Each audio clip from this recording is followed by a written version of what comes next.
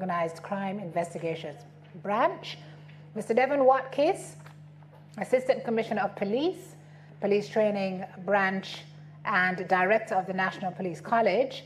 There are also several representatives of ministries, departments, and agencies, international development partners, and members of the Diplomatic and Consular Corps with us this morning. Two very, very special guests I want to also mention. Not that everybody else I have mentioned this morning is not special. Dr. Jordan Greenbaum is the Medical Director of the International Center for Missing and Exploited Children out of the USA. I'm so looking forward to having a conversation with her this morning, but even more so to speak with Ms. Sandra Gibson, an exceptional human being who is a survivor, advocate, and the NCNW National Chair, Human Trafficking Committee in the US. Sandra is a living testimony to the strength of the human spirit and what can happen if you get the help you need after having gone through the ordeal that is human trafficking. So we're going to hear from many of the folks I just acknowledged as we proceed today. I want to thank you again for being here with us. We want to welcome those of you who are here with us in person at the Courtyard Marriott in Kingston, Jamaica. And those of you who are online on our platforms, I understand we have folks who are streaming not only here at home in JA, but also the USA, different parts of the US, Mexico, and the UK. I understand too, maybe Pakistan and India are watching this morning, so we say howdy, as we would say, from Jamaica. After our conversation this morning, we're going to invite you to give your feedback, your questions, your comments, your observations for members of our panel, for Mrs. Gordon Harrison. So please listen as we go along. Think about what it is you want to ask. Submit your questions via the platform, or the folks in person, we'll have somebody roving and you can ask your questions to the folks here. So this is how we start, by inviting the strong woman leading this charge, this event this morning, and also championing the cause of this initiative locally here. We want to welcome now Mrs. Diane Gordon Harrison. But first, let's introduce her to you. Mrs. Diane Gordon Harrison has been the Children's Advocate of Jamaica since January 2012 and has been Jamaica's National Rapporteur on Trafficking in Person since March 2015, making her the first to hold such a post in the Latin American and Caribbean region. She is an attorney at law by profession with over 20 years' experience and has practiced at the public bar since her graduation from the Norman Manley Law School. Prior to her appointment as Children's Advocate, Mrs. Gordon Harrison served as a Deputy Director of Public Prosecutions within the Office of the Director of Public Prosecutions. Known for her advocacy skills, she states that her current roles provide a national and regional platform from which to promote the rights of children and other people in vulnerable circumstances from a victim-centered and rights-based orientation. She's also passionate about accountability frameworks through which persons who violate the rights of children and vulnerable persons can be held responsible for their actions. Mrs. Gordon Harrison is an associate tutor at the Norman Manley Law School, has also been an external reviewer for the British Council in Jamaica, and has been designated champion for CARICOM's regional sex guidelines for courts. In November 2019, she was certified as a global expert by the Geneva-based Justice Rapid Response roster of global experts in international criminal law for potential deployment worldwide with a focus on crimes against humanity, war crimes, and international human rights law.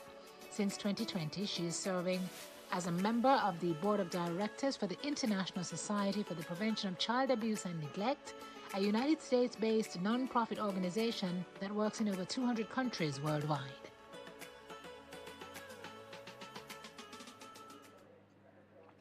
Honorable Xavier Main, Member of Parliament and Minister of State in the Ministry of National Security, Mr. Courtney Williams, Permanent Secretary, Ministry of National Security, and Chairman of the National Task Force Against Trafficking in Persons, Mrs. Colette Roberts-Risden, Permanent Secretary in the Ministry of Labour and Social Security, Mrs. Maureen Dwyer, Permanent Secretary Acting in the Ministry of Education and Youth, the Honourable Mrs. Justice Lisa Palmer Hamilton, Judge of the Supreme Court, Mr. Hugh Faulkner, Commissioner, Independent Commission of Investigations, Ms. Kesia Carr, Chief Executive Officer, National Parenting Support Commission, Mrs. Sharon Millwood Moore, Senior Deputy Director of Public Prosecutions, Mr. Anthony McLaughlin, Assistant Commissioner of Police Acting, Counterterrorism and Organized Crime Investigations Branch of the Jamaica Constabulary Force, Mr. Devon Watkins, Assistant Commissioner of Police, Training Branch,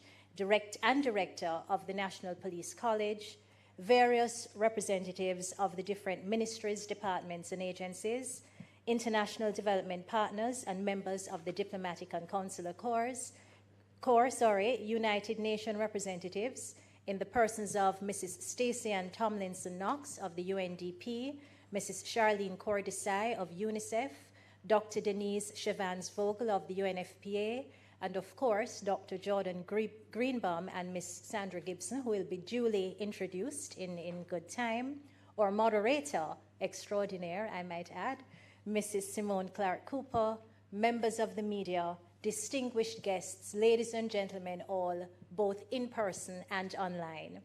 A very pleasant good morning to all of you, and it certainly is good to see you in the flesh. And for those of you who are joining online, it's good to know that you're in cyberspace and with us. My task is simple and is one which gives me tremendous pleasure, despite the fact that we're gathered for the observance of a day that reminds us of the number of persons whose lives have been impacted by the gross human rights violation that we pause to reflect upon today. Whether we refer to it as trafficking in persons, human trafficking, or modern-day slavery, the consensus amongst us all has to be that this phenomenon strips people of their dignity through demeaning and oppressive forms of exploitation and scars its victims in ways that sometimes remain indescribable and unfathomable. Beyond this very sobering reality, however, is the hope that commemorative days like today bring.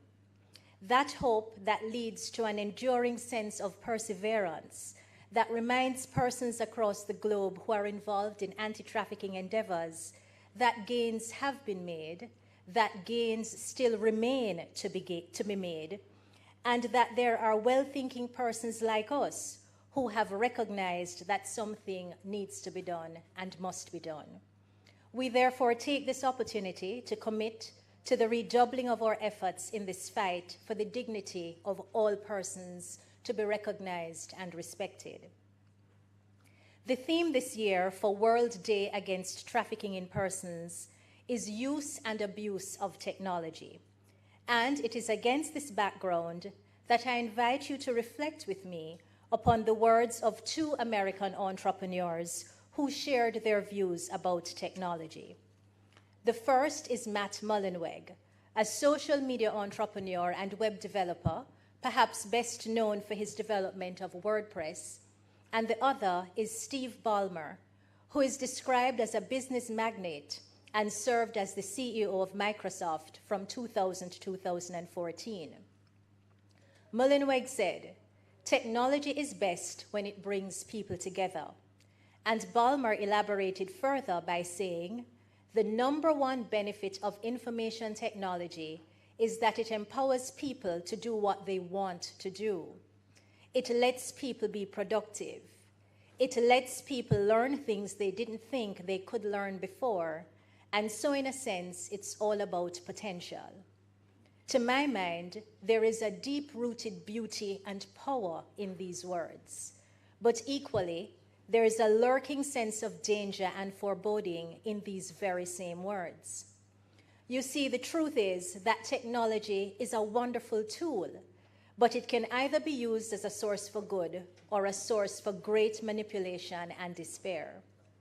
This year's theme focuses on this dilemma and encourages us all to recognize that inasmuch as anti-trafficking stakeholders are embracing the use of technology in investigations and surveillance and the advancement of prosecutions, simultaneously, traffickers are harnessing the benefits that technology offers them to scout out unsuspecting victims online, to create relationships that groom them in preparation for their trafficking ordeal, and to amass profits through digital currencies and online platforms which make it a little easier for them to remain undetected and uninterrupted in their misdeeds.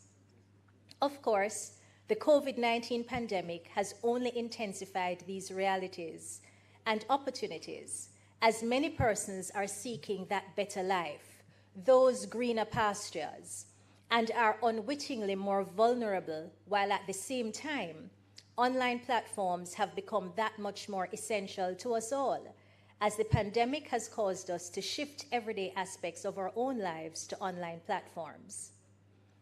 So what then of the context for today's Conversations on Trafficking event? The Office of the National Rapporteur on Trafficking in Persons joins with all of you, both here and online, and with the rest of the world in the observance of World Day Against Trafficking in Persons, which is recorded as July 30th each year. As we conceptualized how today would unfold, we were very clear in our minds that it should be a conversation in the truest sense.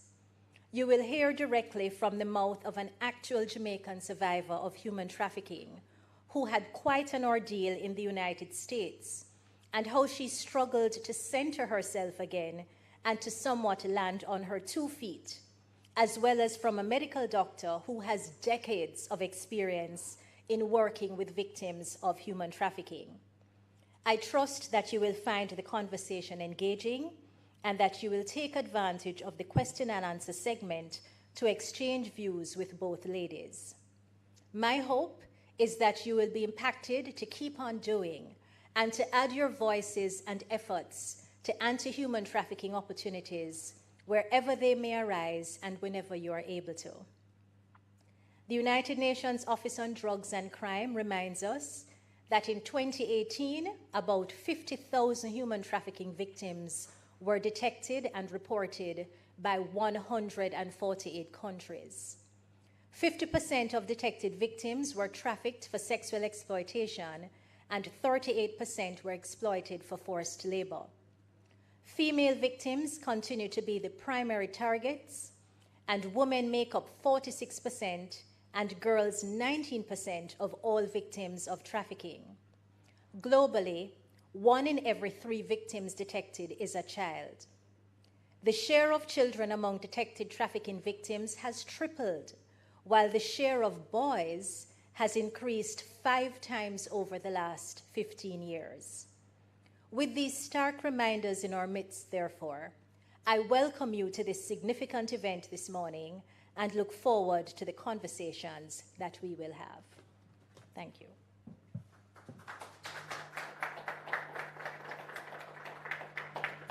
Oh, thank you very much for that, Diane. Are you as surprised by those stats as those stats are staggering? Really something that we need to think about and something that makes and contextualizes today's discussion even more. The use and abuse of technology, I guess in real terms, ladies and gentlemen, it really is the best of times and it is the worst of times. And it's what we do with the technology to help in this situation. We have to harness the power of it for good so that we can try and put a dent in this scourge. So thank you again, Diane, for that. Indeed, a critical issue worthy of attention. And we'd like to thank you and your office and all involved as we continue to keep the spotlight on it. Of course, your office does so in collaboration with partners, key partners and other stakeholders, including the Ministry of National Security. The Honourable Minister without portfolio in that ministry is going to address us next, right after we introduce him in the right way. Minister Xavier T. Main was appointed to the Ministry of National Security as a Minister of State on January 11, 2022. He formerly served as Minister of State in the Ministry of Labour and Social Security for 4 years. Minister Main's primary responsibility has been overseeing the restructuring and modernization of the ministry's agencies. Minister Main has been described as a visionary and compassionate leader by members of his Southwest St. Anne constituency, as he works diligently to enhance their socio-economic reality by providing greater access to education, especially during this online age, creation and access to employment opportunities, and general improvements in the standard of living. He's a graduate of the University of London, where he read for a Bachelor of Law degree and thereafter went on to obtain his certificate in legal education at the Norman Manley Law School in 2008. Minister Main is also the holder of a Bachelor of Science degree in Pure and Food Chemistry. He has occupied a multiplicity of posts in both the private and public sector, serving on bodies such as the Trade Board, Jamaica Racing Commission, and Factories Corporation of Jamaica Limited, to name a few. He is a firm believer in charity and self-improvement and believes that the best and truest form of happiness is that attained through the improvement and advancement of all. Thank you, ladies and gentlemen. As I made my way to the seat at the front, in no time thereafter, a lady came and said, "Minister, you have X minutes to speak." So I took my key from that, and the protocols which would have already been established, I would adopt them accordingly. So good morning, ladies and gentlemen. Yes. It is a pleasure to be participating in this morning's forum as we continue our conversation on the scourge of trafficking in persons. Now, human trafficking, as you would have heard from the presenter before me, is a global phenomenon that exceeds the competence of any one community or country. And in order to eliminate it, we need a mobilization comparable to that of the phenomenon itself. Despite the clearer recognition of the dimensions of the problem and the commitment of the government and institutions to combat human trafficking, we find that the number of victims continue to grow. We must ensure that our efforts are truly effective in the struggle against this atrocity. And as such, the government of Jamaica continues in its relentless fight against this scourge. There have been significant efforts by Jamaica in combating human trafficking, and these include the training of our frontline workers, including our police, custom officers, immigration officers, healthcare workers, labor officers. Sensitization with our parents, teachers, students, to increase their awareness on trafficking in persons, and most importantly, how to protect themselves from becoming prey to trafficking. Development of a handbook on trafficking in persons, which is designed to increase the knowledge of members within the public and private sector on the various elements to trafficking in persons, including its definition, the indicators, screening tools for frontline officers, and referral mechanisms. Execution of a MOU on data sharing, which aims to provide a more comprehensive, sustained, and effective system to share data amongst key stakeholders involved in the fight to combat trafficking in persons. And perhaps most importantly, amendment to our Trafficking in Persons Prevention and Suppression and Punishment Act in the following areas: to remove fines as a penalty for the offense of trafficking in persons. So no longer are persons who are convicted of trafficking in persons are subject to a fine, but the act was amended to include a provision that deals with confinement instead of fining persons who may be so found to be in breach of our laws relating to trafficking. To increase monetary penalties for persons found guilty of obstructing an officer, and to empower the minister to amend the monetary penalties listed in the Act. Additionally, the Child Care and Protection Act was consequentially amended to remove fines as a penalty for the offense of trafficking in children. So tomorrow, July 30, we will all observe the United Nations World Day against trafficking in persons. The theme for the day is use and abuse of technology, a theme that is most fitting as technology has increased globalization and make it easier to conduct legitimate business across national borders. But so too has it become easier for criminal organizations to operate internationally, including those who are involved in activities involving human trafficking.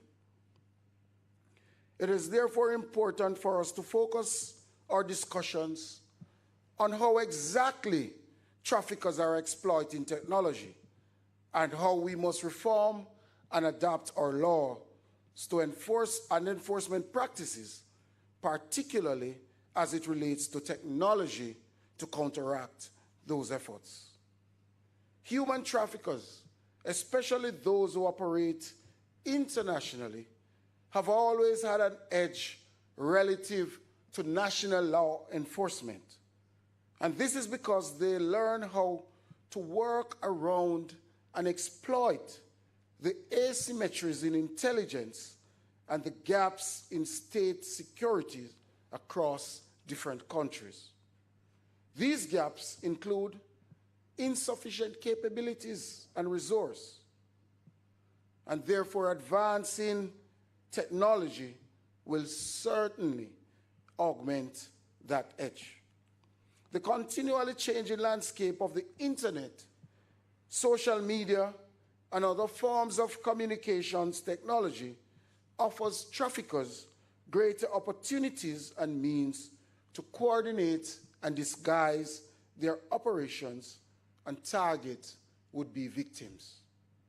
The government of Jamaica is committed to filling those needs as we continue to invest in the material resources of law enforcement agencies, as well as the enhanced professionalism and specialization of personnel in this area.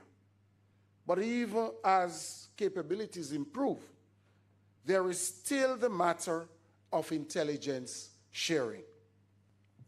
The lack of centralized access to data relevant to human trafficking activities in Jamaica constitutes a vulnerability in the national security architecture that criminals, such as human traffickers, may exploit.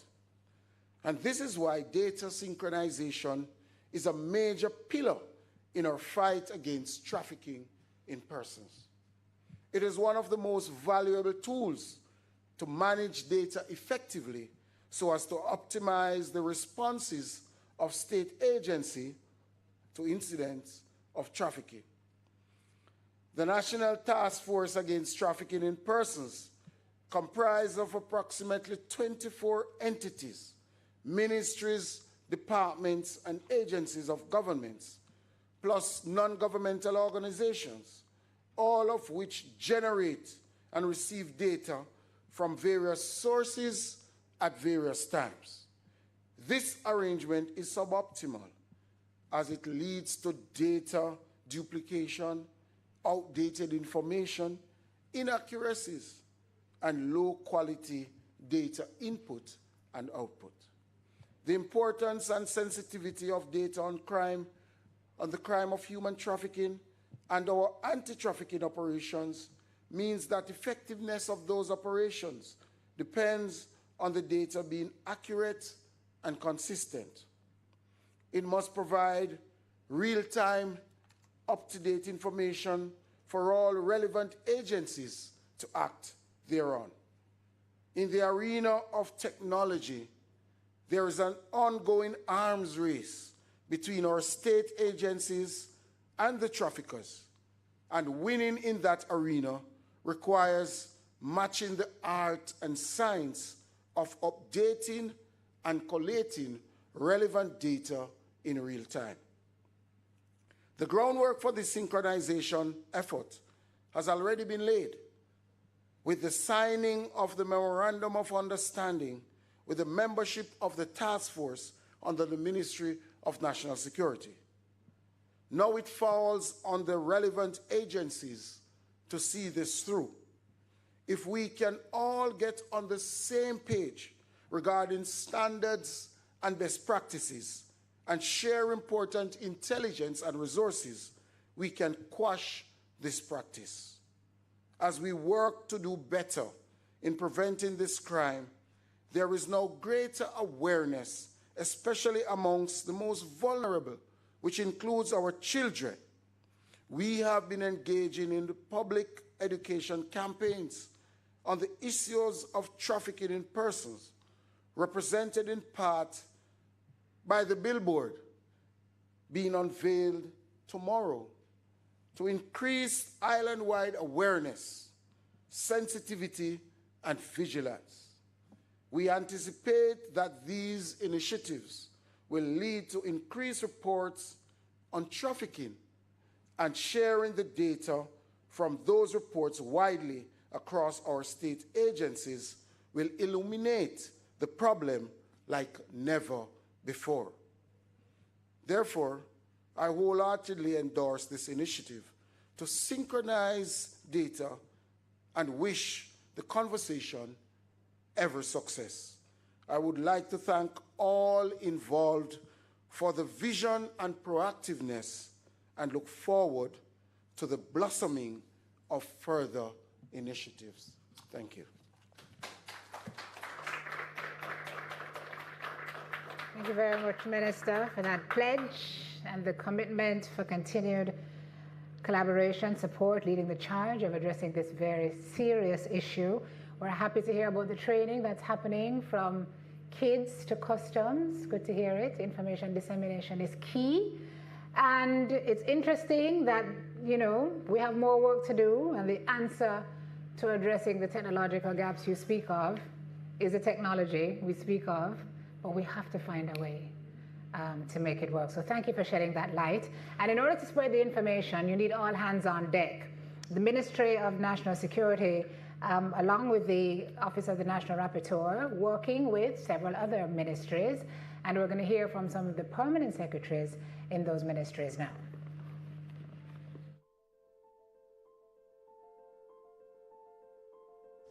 Jamaica joins the United Nations and the world in observance of July 30 as World Day Against Trafficking in Persons.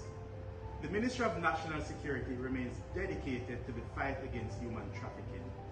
The National Task Force Against Trafficking in Persons, NATFATIC, has been broadening its capacity to suppress human trafficking by promoting public education and the implementation of a national database on trafficking in persons, among other initiatives.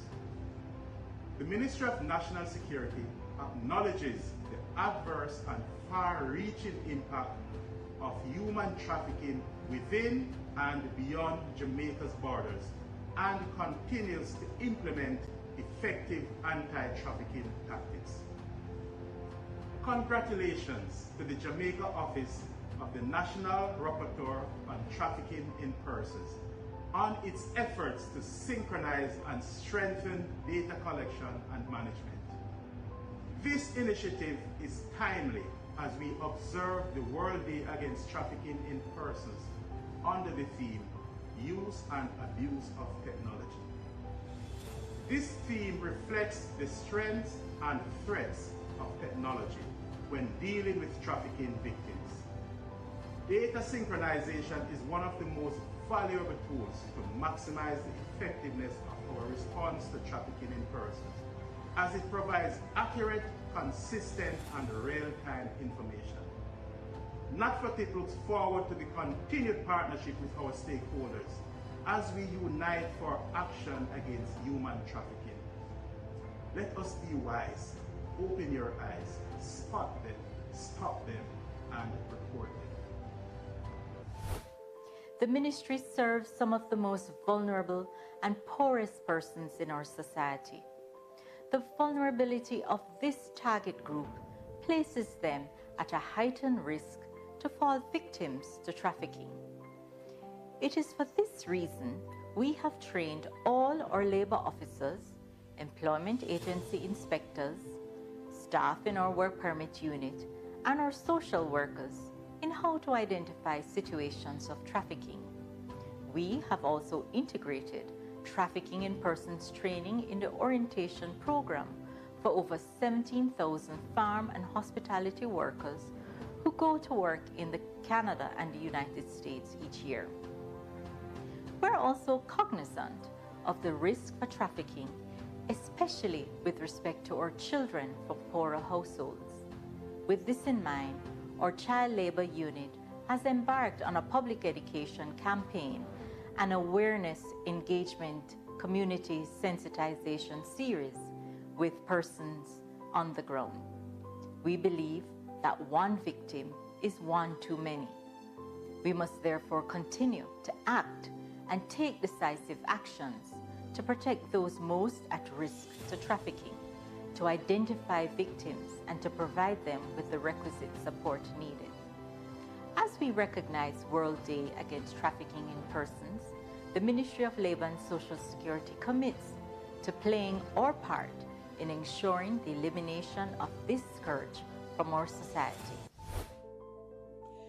The illegal trading of human beings through recruitment, enticement, control, and use of people for their bodies and their labor has emerged as one of the fastest growing areas of organized crime and human rights abuses over the past few decades. This is a modern day phenomenon of the centuries-old scourge. While all communities, whether urban or rural, are vulnerable to this crime, students are among the highest risk populations, and traffickers have targeted them as both victims and allies in the trade. It is within this context that the Ministry of Education and Youth gives its support to today's conversations on trafficking and the efforts of the Office of the National Rapporteur on Trafficking in Persons and the Office of the Children's Advocate to bring focused attention on this problem, specifically for today's World Day Against Trafficking in Persons. The targeting of secondary and primary school children for public education on this problem is especially important given their vulnerability to enticement and exploitation by would-be traffickers. Schools play an important role in promoting students' health and well-being, and educators and policymakers have a duty of care responsibility. Hence, the education system is an important channel through which awareness can be heightened. It was this understanding that led the ministry in 2015, in collaboration with the National Task Force Against Trafficking in Persons, to develop a curriculum on the subject for our schools. It was developed to promote greater awareness among students and teachers of human trafficking and prevent them from becoming victims. We must educate our children to understand physical boundaries and what constitutes inappropriate or dangerous behavior. Preteens and teens, who are often the targets of child traffickers, need to understand the recruitment tactics used by adults to convince them to engage in inappropriate behavior. We have seen how the internet has been exploited to entrap children and teenagers, and so we must alert them to these dangers. I therefore take this opportunity to encourage our school administrators, parents, and guardians to be vigilant.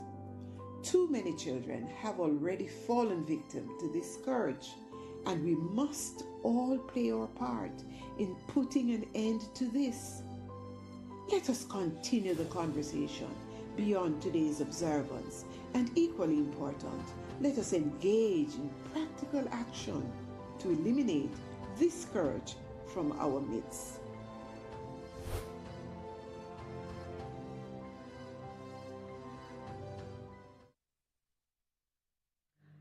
Thank you very much to Mr. Courtney Williams, Permanent Secretary in the Ministry of National Security and the Chair of the National Task Force on Trafficking in Persons, Mrs. Colette Roberts-Risden, PS in the Ministry of Labour and Social Security and the Acting PS in the Ministry of Education and Youth, Mrs. Maureen Dwyer. I think we can take heart and take hope that there is work being done. I'm very encouraged by what I heard this morning.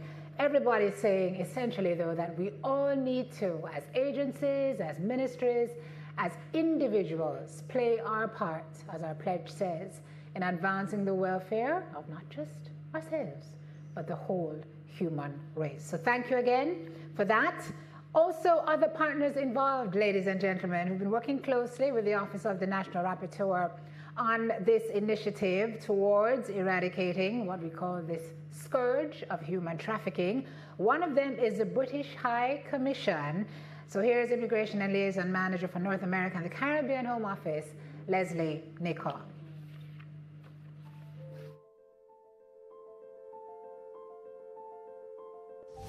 We are delighted to once again share the stage with our long-standing partner, the Office of the National Rapporteur on Trafficking in Persons, to pause, reflect and commemorate the significance of this day within the anti-trafficking community across the globe.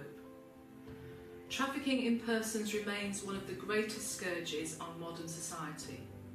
Globally, women, girls and children constitute the largest number of victims exploited by traffickers. The COVID-19 pandemic amplified the dangers posed by human trafficking, with increasing online interactions that create new avenues and opportunities for exploitation of the most vulnerable among us.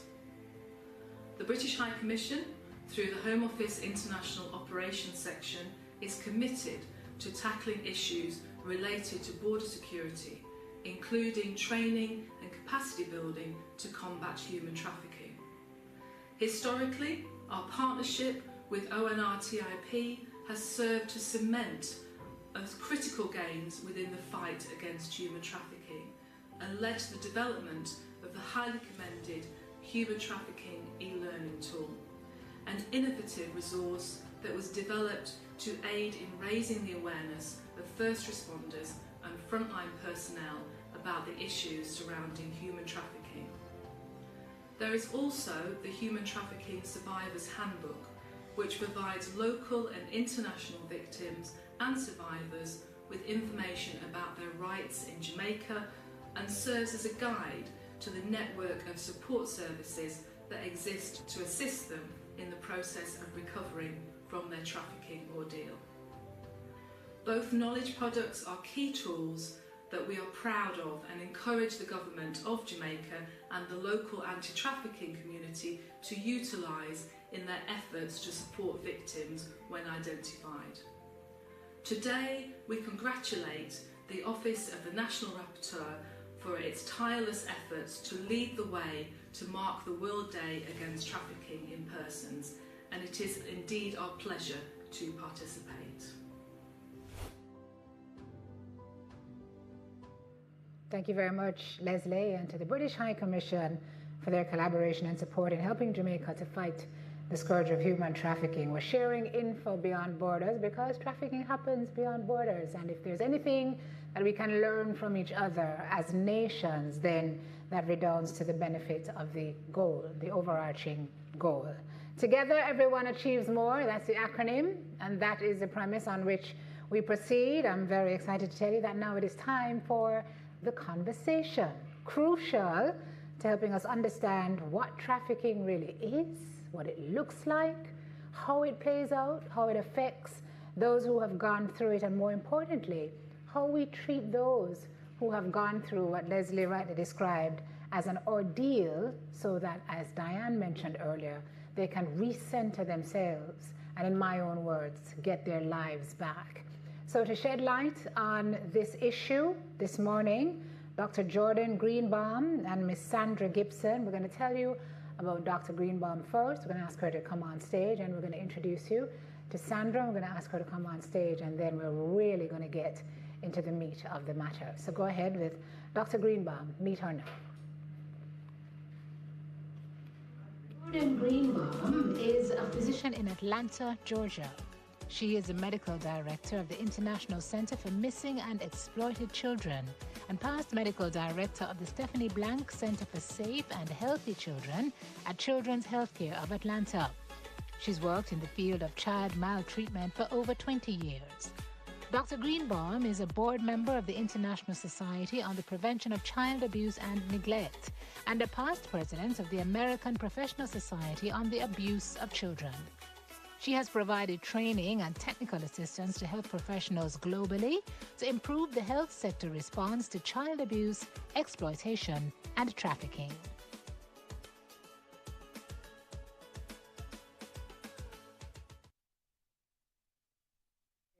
On the set. That is your chair, madam. All right, let's now meet Sandra Gibson.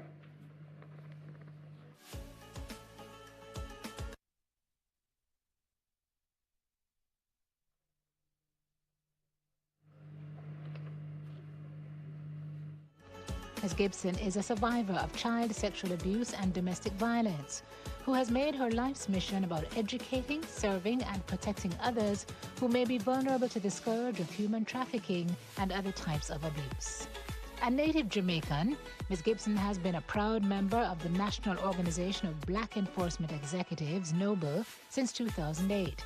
She is also an executive board member of the Jamaican Diaspora Southern USA, National Council of Negro Women, NCNW, National Human Trafficking Committee Chair, and Legacy Life and President's Circle Charter member.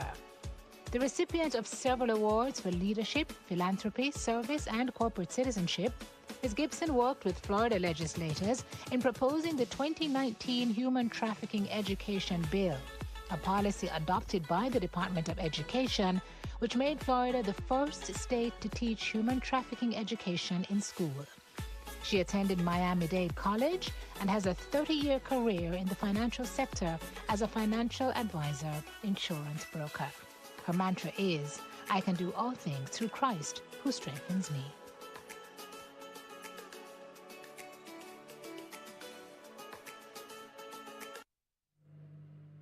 And what a great mantra to have, because it is only, I think, by the grace of God that Sandra is sitting here with us this morning. Ladies, welcome.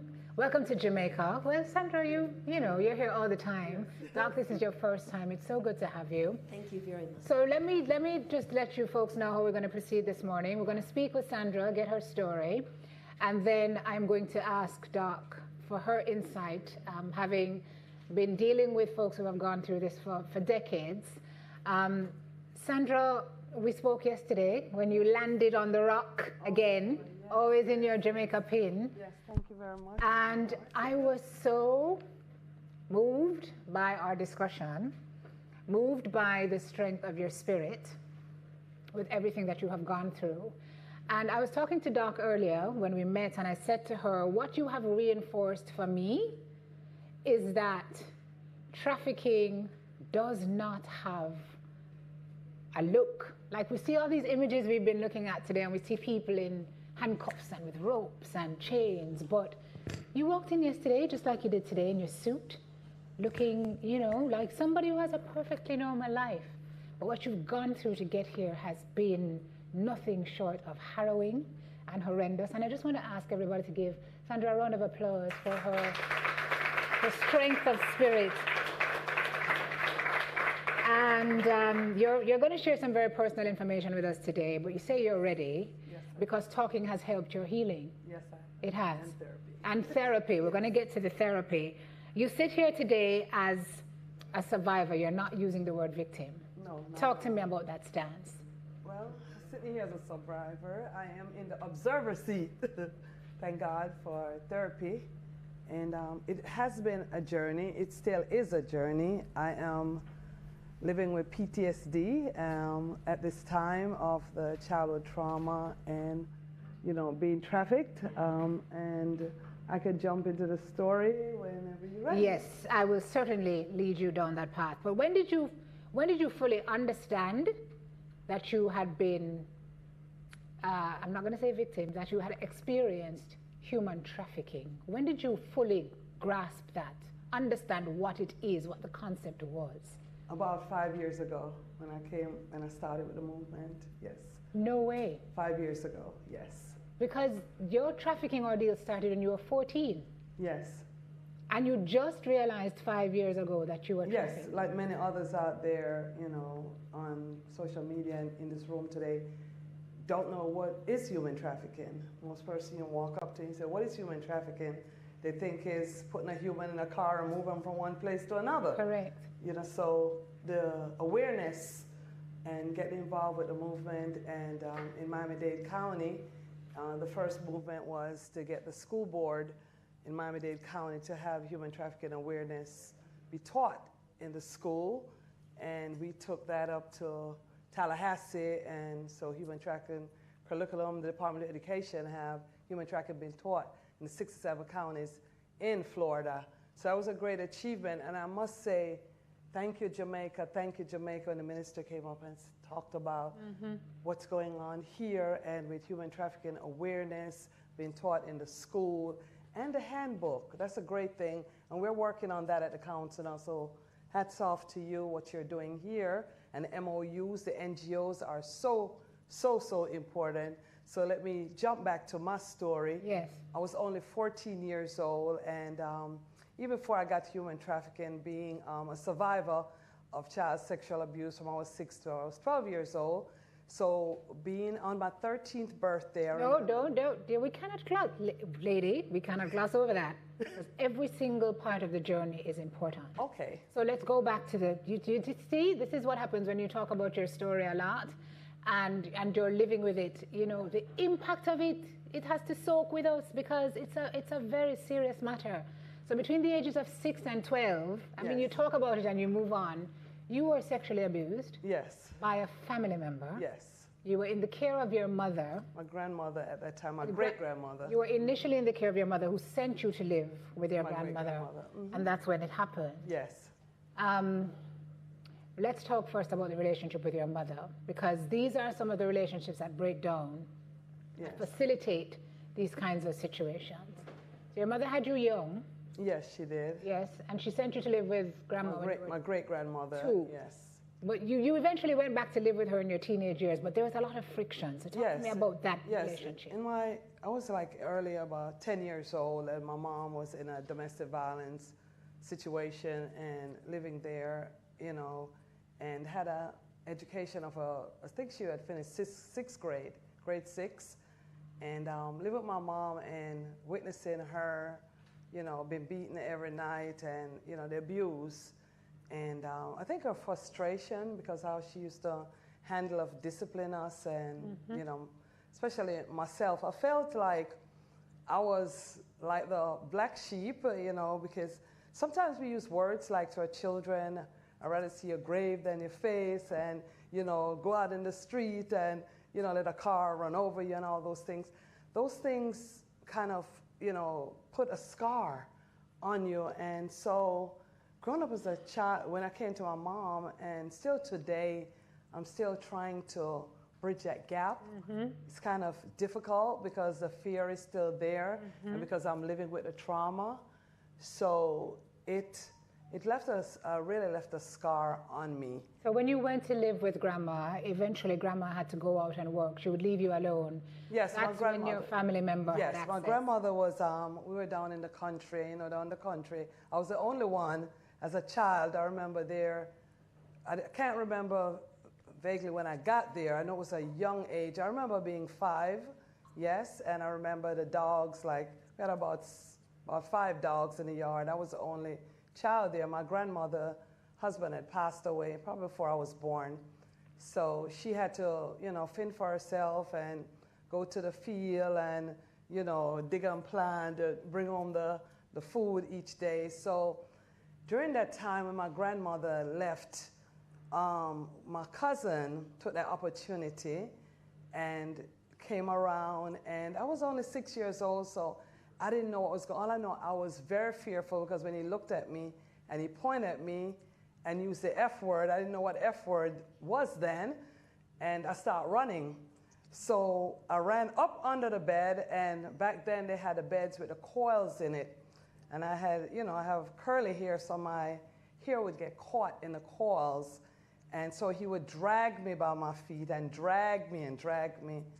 And as they would say in America, and do his business, right?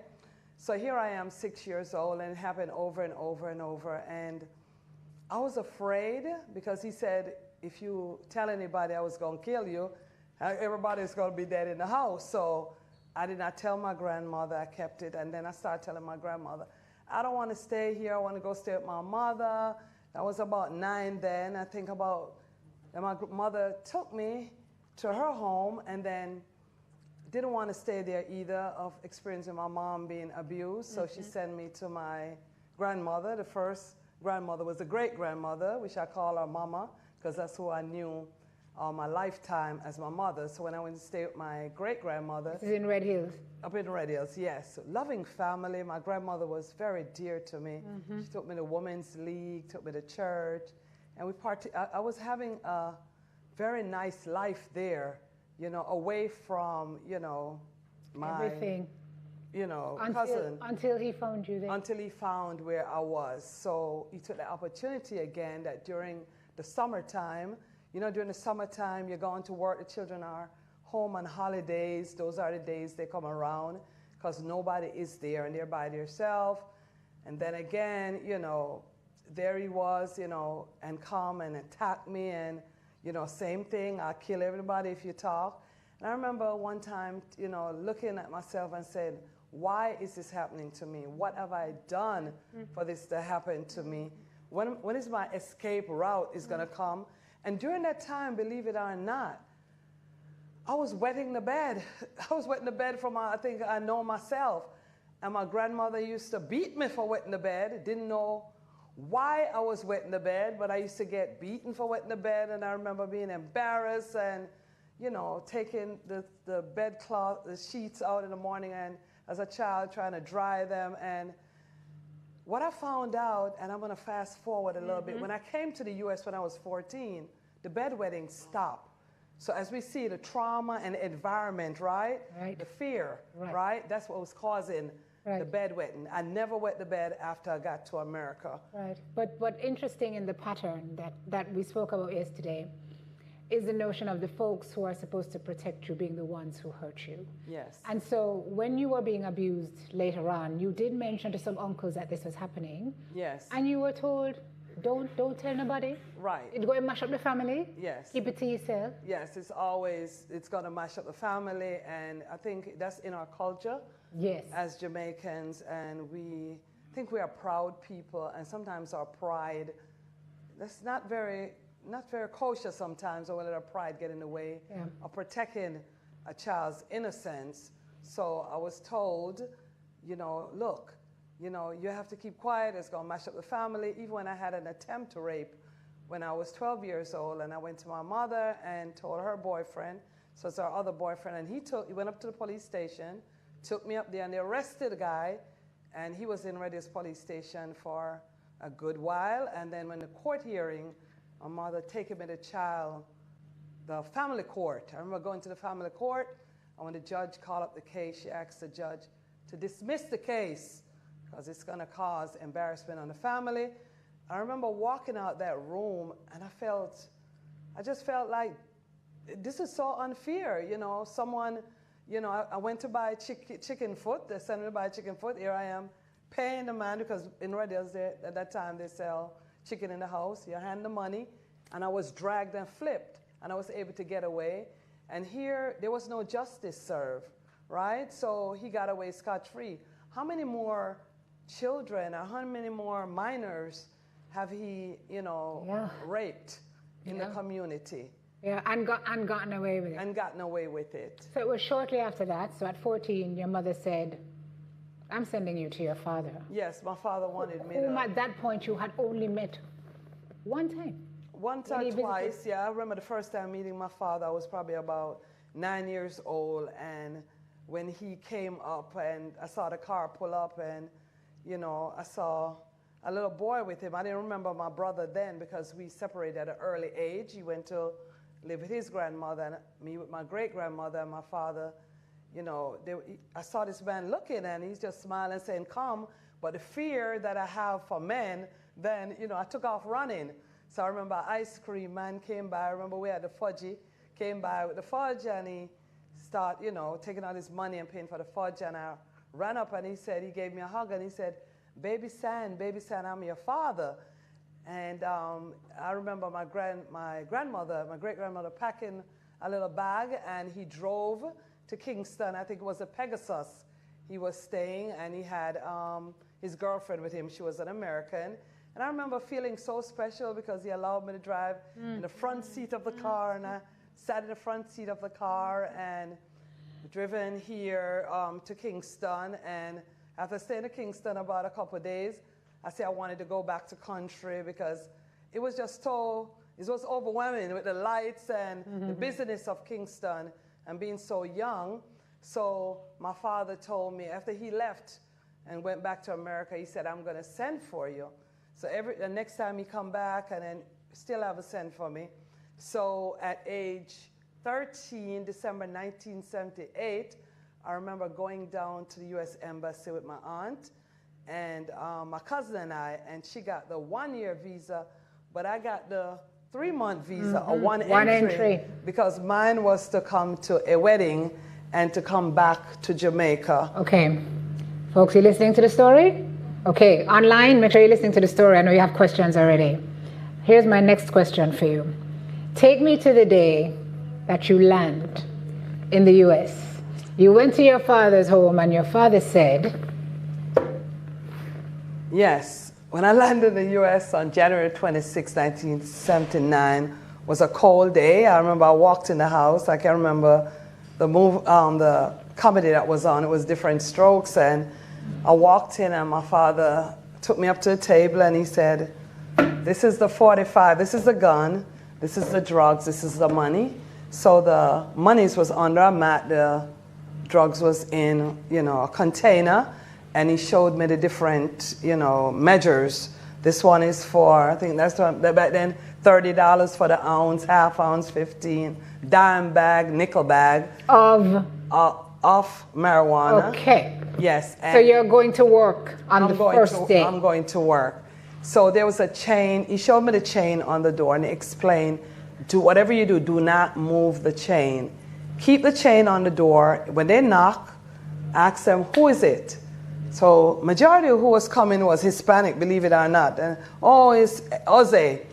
Oh, what do you need? Okay, I need a dime bag, nickel bag. You take the money first, and then you put the drugs and you pull the door back up. So we had to do that, well, until my brother got there. I had to do that because I was the only one selling. I had to sell till 3 a.m. in the morning, and on the weekends, my father and my stepmother would go clubbing and everything, and I had to sell. It wasn't no life for me, and but you were also working at home. Yeah, I was at home working. Yeah, I was given cooking, chores. Cleaning. Yeah, I had to cook, clean, and take care of my little, my stepmother grandson. I had to make sure he was taken care of. I had to. Was that you had 2 full-time jobs? 3. I had 2. Because you had school too. And school, but I was a C student because I couldn't concentrate. It was just too much. Juggling, trying to get the work done at home and get the work done at school. But I remember going to the school. How I got in school was my father took me to the office and told the principal that we're from Chicago, and the paper, he said, don't say anything. You don't talk. The house caught on fire. All the documents is burned up. And so they're going to register me in school. So they registered me in school, and remember going through the culture shock and, being bullied. And because of how I speak with a Jamaican accent, I was called a Haitian. So they said, oh, you're a Haitian. I said, no, I'm a Jamaican. They said, and the American kids said, oh, you're the same thing. And they used to, being bullied in school. So I stayed isolated in primary school, which was junior high school there. And because I had to come home, you couldn't bring home anyone with you because no one was supposed to know what was going on at home. And they asked my father's occupation. I used to tell them, oh, well, he told me to tell, he's a first aid doctor. What that is, I really don't know today. What is a first aid doctor? If someone out there know what a first aid doctor is. First aid doctor would be someone who first aids. Okay, I'm not even going to try. I don't know. Yeah. But in your mind, no. In your 14, 15, 16-year-old mind, what is happening to you? You don't know. I don't know. You just know you're going through. I thought this was something legal, to be honest with you. I thought this was legal. Yeah, because I thought it was legal in the U.S. How I found out it wasn't legal was the time when we got busted. I was out front. When the UPS truck came. And the SWAT team came with the UPS and jumped out and grabbed me. And I told the guy, I said, listen, I don't know these people. I'm just here in the front just playing, you know, and then they put the handcuff on me, and then they looked at me and they said, well, get out of here. This is no place for a child. And then I saw them went to the back and arrested my father and my stepmother. And then, you know, went on, and then trial came and he got sentenced and everything. But when he came back out, it was the same thing. We had to keep... Because you moved house and moved bigger operations and you were still involved. Exactly, and not only that, with her being an alcoholic and getting into friction, I decided one day that this was too much for me. So I took 11 Tylenols and said I was going to take my life. This is enough. I figured that was... I didn't have a life. I mean, I couldn't have any friends, and the life that I was, you know, thrown into, not by my choice, I said it's best to go. So after I took the 11 Tylenols, I dialed 911 and called rescue. I told them what I did. So they came and got me, and they took me to Jackson Memorial Hospital. I remember them giving me something to drink, some green stuff, and they pump it out. Then they sent me to psych. They sent me to, for evaluation. For evaluation, but I wouldn't talk.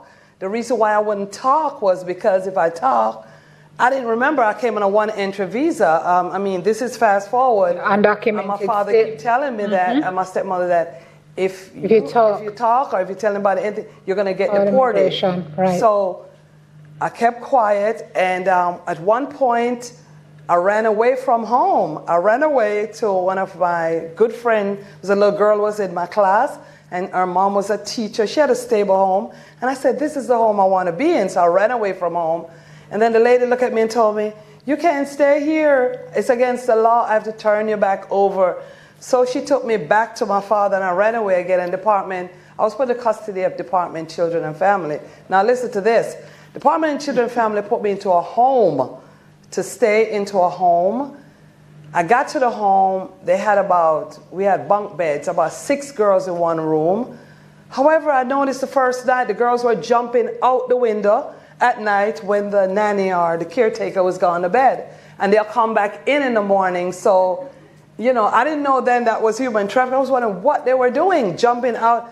And I said, something is in myself. I didn't know how to label it, but I know something wasn't right because they're jumping out every night out the window. So when I went back to court now, now and then they take for evaluation. I told them, I said, I really don't like where I'm living. You're only getting 1 hot dog for dinner with some Kool-Aid. When I'm at home, I get steak and rice and peas and cow foot. And so I told them I wanted to go back home, so they sent me back home. So I went back into the same environment and had to continue doing the same thing. As if you have not already described enough trauma for 10 people. Right. You also had to process violence, intimate partner violence in home. Right. You saw your father get shot.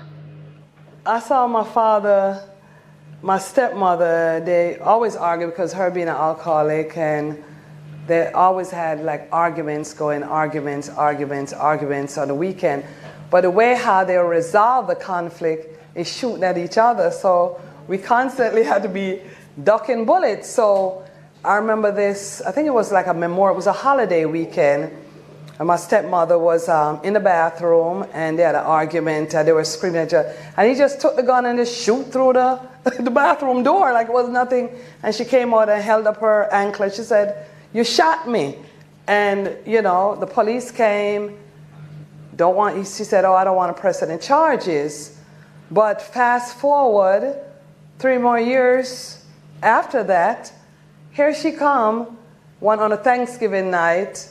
I heard someone screaming, help me, help me, to witness my father being stabbed up, you know, his neck cut up, just covered with blood, the house filled with drugs. That time they graduated to using cocaine, so it's like a different effect it was giving them, maybe a numbness, I don't know, because I never used drugs. But I dragged him, I told him I dragged him, and I was 8.5 months pregnant with my daughter at that time. I dragged him out to the sidewalk and called 911.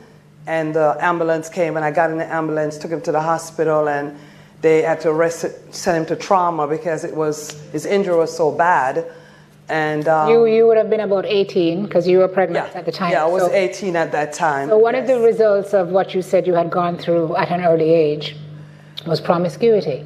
And so exactly. Right. So exactly. And saying this, I got pregnant 3 months before I graduated from high school. So I had 9 scholarships because I was a big runner. Track star. My outlet was to run. So in Jamaica, I didn't run. So my outlet was, I remember being in PE and this PE teacher came up to me and she said, "Oh, you got long legs.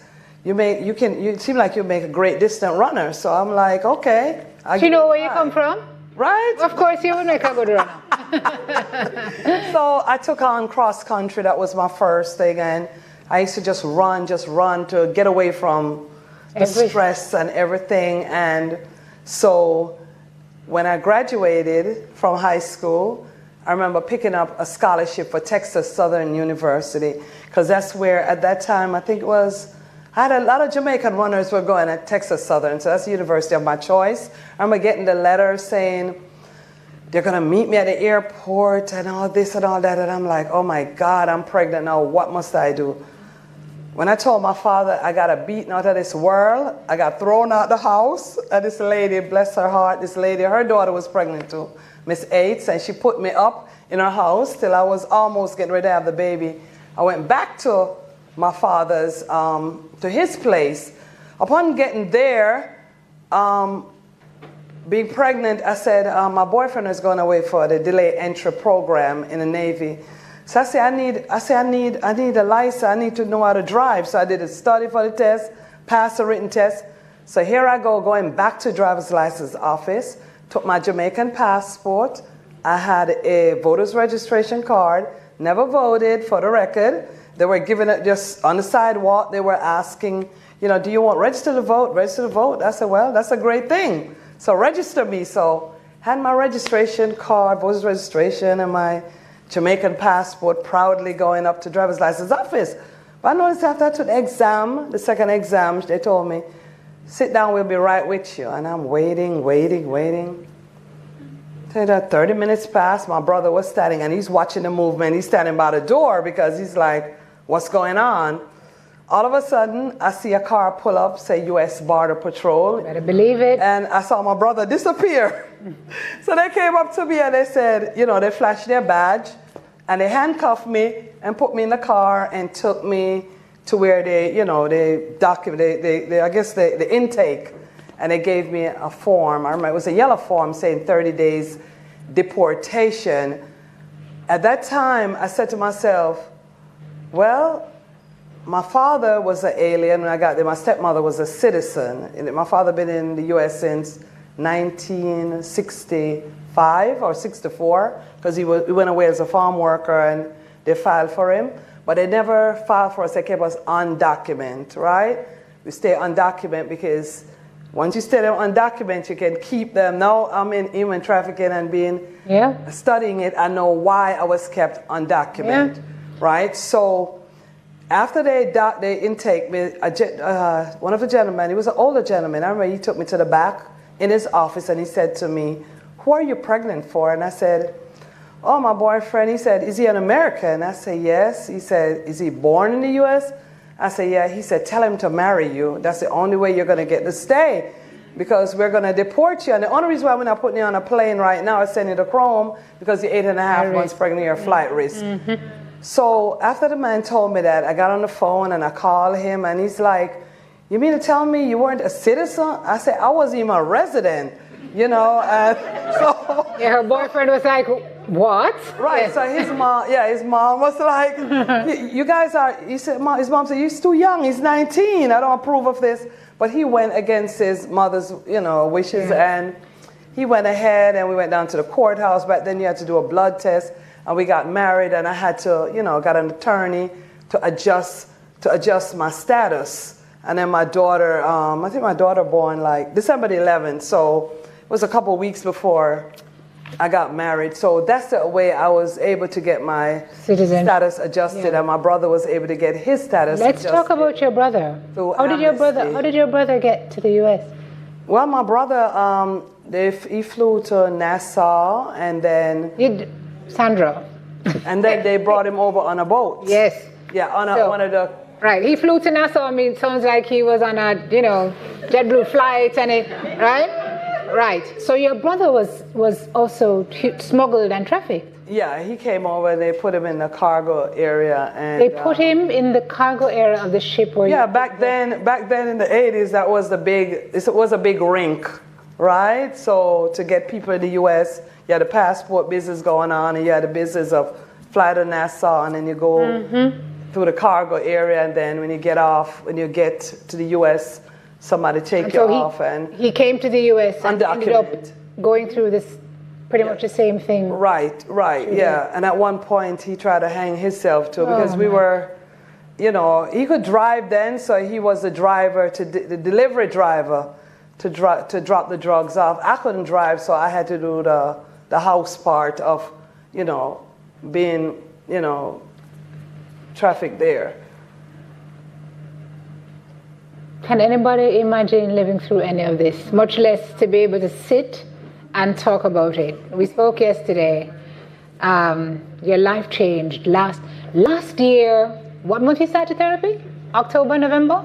Last year, September, I started therapy. So having gone through this for so many years, ladies and gentlemen, she just started therapy less than a year ago. And when I spoke to Sandra yesterday, she said she feels like she's gotten a new lease on life in those last couple of months, because you were sleeping, you were screaming in your sleep. Yes. You never understood why. You were ideating seeing people over your bed. Right.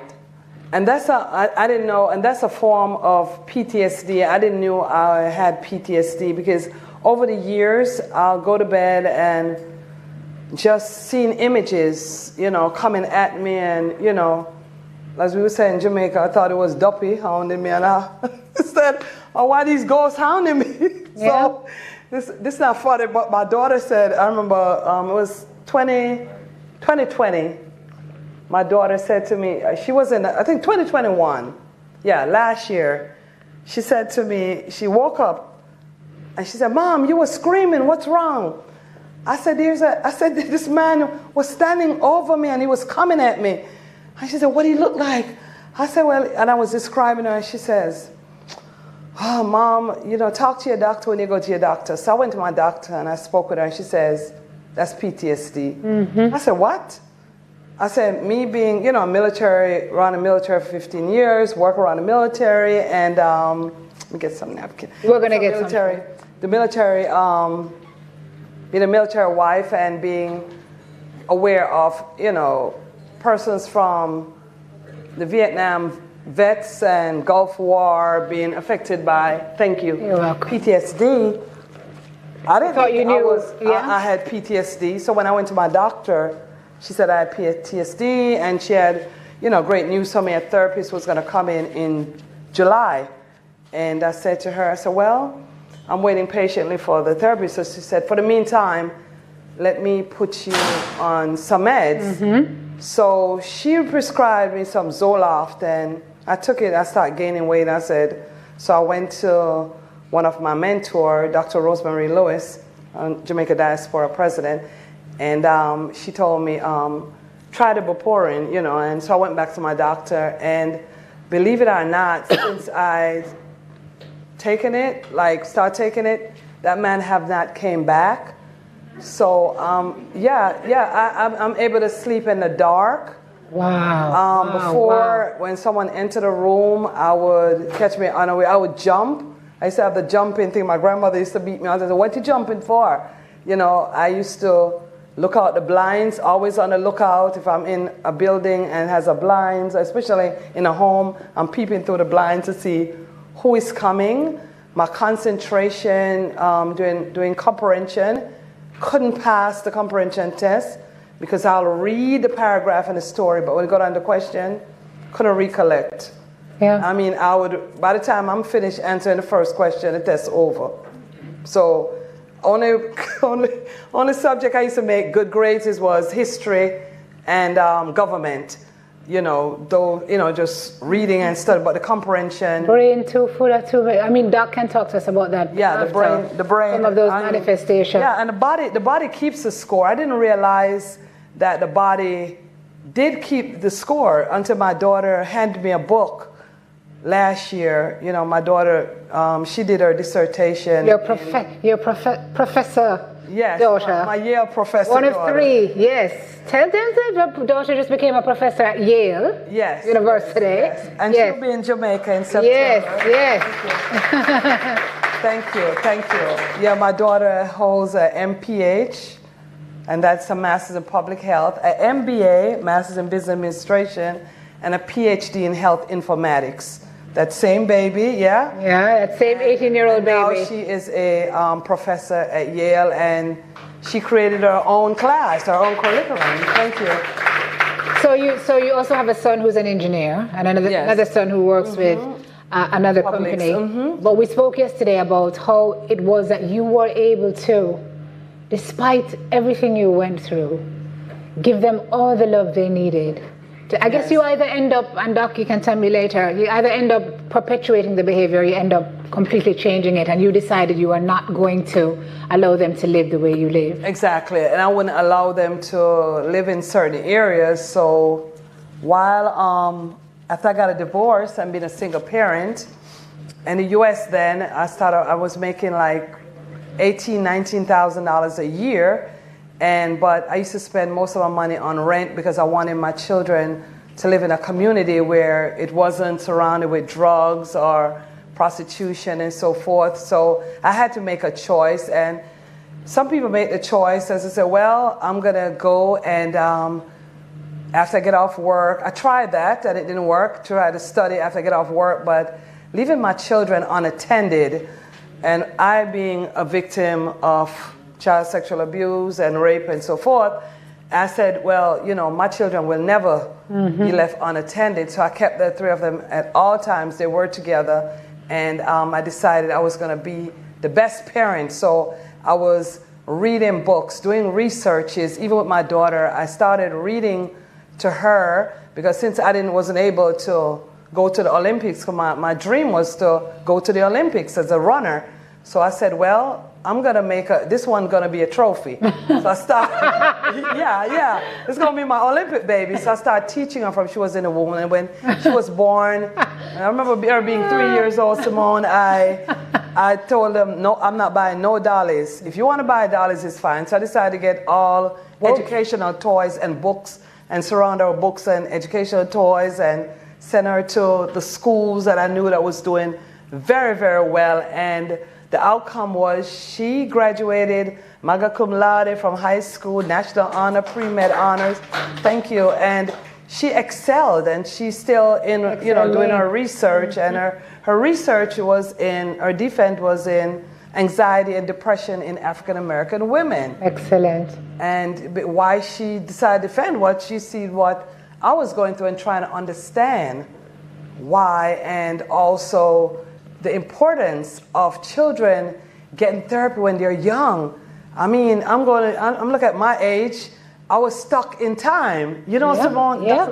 You can relate. It seemed like I was stuck in time. It seemed like I just started living. Love that. I just started living. I love that for you. I just started living because I was stuck in time. But the paradox is that you're moving on with life, right? So time is passing, but you are stuck.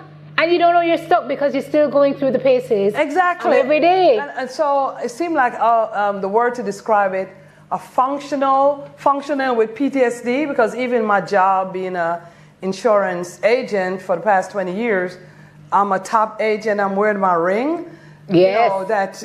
4 years cabinet leader and every year convention cabinet and still excelling. So I said to myself, how do I do it? But for the grace of God, that give me the strength and, with me, the willpower in me and the passion in me and wanting to see myself do better and others do better. I remember coming here and coming on the flight and bringing the suitcase filled with shoes for those children tomorrow at the schools, because when I was going to school in the country, I didn't have any shoes. So with me going over to Marvelous School when I came here last month and see the children and the condition their shoes was in, and they're striving to get an education, the parents cannot afford it. I decided to go back to America and did a shoes drive for the children. So you've taken your pain and you've channeled it into purpose, is what it sounds like to me. And you are just a walking miracle. You are a walking miracle, because for all intents and purposes, Sandra, you shouldn't be here. And honestly, you shouldn't be sane, if you ask me. I mean, I've heard people go through less and lose their minds. And so, in Jamaican parlance, we just have to big you up, because you are really a shining example of what can happen if you just hold on, and hang in. I want to know what the key takeaways are before I head over to Doc for you. As you think of your own situation, you think of parents, you think of guardians, you think of custodians, you think of teachers, you think of all the people that can be affected, involved in trafficking. You were sent to a father whom you did not know. Your mother did not know what was happening with your father, but she sent you anyway. What is your word for folks who are responsible for children, who send them into situations not having done due diligence and end up turning their lives on their heads? My word to you is, not everything glitter is in gold, and everyone think America is that place for your child. On this island, your child can still be educated and be somebody. Be proud of who you are as a Jamaican. Embrace your child, love your child, validate your child. Fathers, date your daughters. You should be your daughter's first date. Mothers, embrace your child. Tell them you love them every day. Tell them, and that's what I did with my children. I said, you are the best. You're number one. You are it. Pump them up. Don't let them have to go out in the street to find out, to someone tell them, oh, man, you look real nice. No, my mother told me that, so I know that I look good. And if you're going to send them to the U.S., please do not send them undocumented, because most of the times when you send them undocumented, they're going to end up in a situation that they're going to be compromised. Mm-hmm. If they go away on a track scholarship or any athletic scholarship, if the visa up, let them come home, because so many of them that I've ran into in the U.S. is struggling. That if they come back, they can't go back to the U.S. So they're there and they're being trafficked. And also get them involved in community service.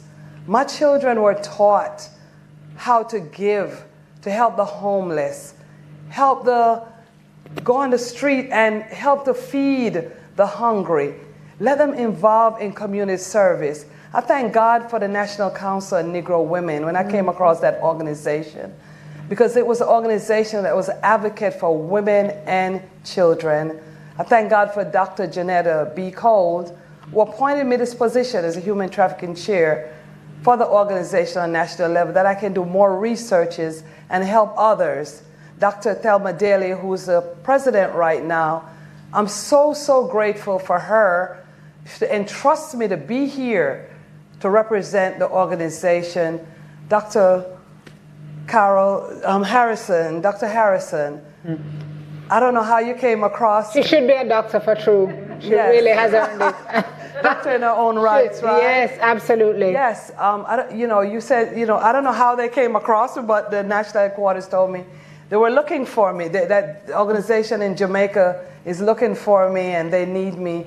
So I want to thank you so much and your agencies. I want to thank everyone who came out here today. Let this be what you heard today. Please go back to your village. It takes a village. If you see a child, look at that child. If you see the child you may say, oh, the child is so mischievous and then bad and then. No, it's something going on. Look for the red flags. Mm-hmm. The red flags are there. We just passing through the detour, just running through it, Simone, Dr. Simone, running through it, and it's right there for us to see that that child needs aid. Wow. I know you hear stories often of folks who have been trafficked. Yes. They don't trigger you anymore since you started your therapy. I know you told me one young lady last year really sent you into a tailspin when you heard her story, but now you're in a better place. Yes. Which speaks to the importance, Doc, as I come to you. Can we give Sandra a round of applause again for her story? Doc,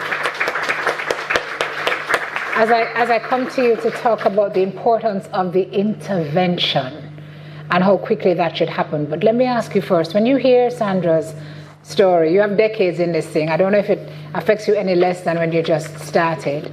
I doubt it because of the severity. But is she the anomaly in being able to rise above and to be in this position where she can speak with such power and own her story, or is she the anomaly or is she the rule?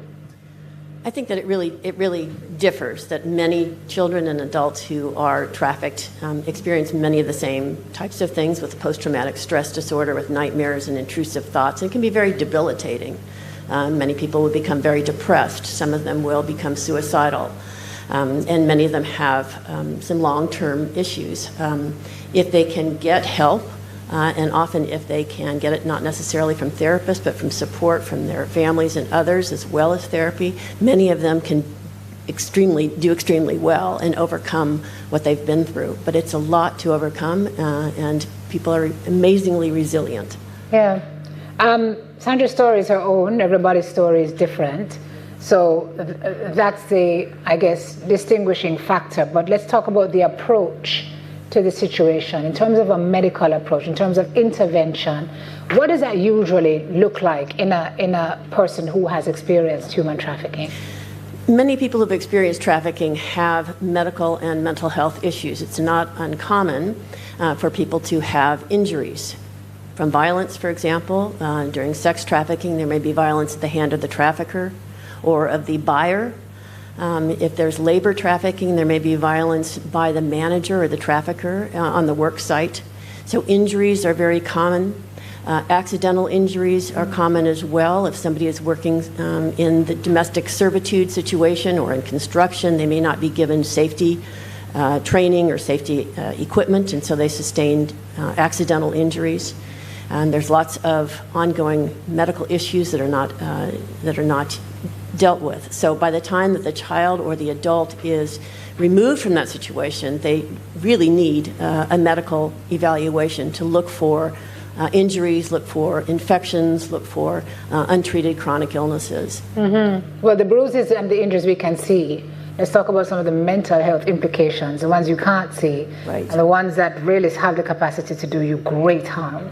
And I think that that's often overlooked, that we sort of concentrate on the physical body, but just as important is what happens with the mind, undergoing this incredible stress and trauma year after year, day after day, however long it is, leaves a person extremely and chronically stressed, and they can have prominent post-traumatic stress disorder symptoms, like the nightmares, for example, like triggers, sounds or thoughts or things in the environment can trigger memories of what happened during trafficking and leaves the person extremely anxious. So you can't concentrate, you can't sleep, and it can be very debilitating. Many people can become very depressed or suicidal as well. So there's a lot of emotional reaction to all of the negative experiences. And are they usually eager to get help, or are they usually self-assess that they're going through the mental health issues? Because Sandra told me the first time in therapy, she was like, her first therapist was a no-go because she couldn't speak. And then her second therapist, she spent 3 sessions just looking at the therapist for the hour they're in there. And the therapist says, "What's going on?" She says, "I don't know you. I can't talk to you about my problems. I don't know who you are."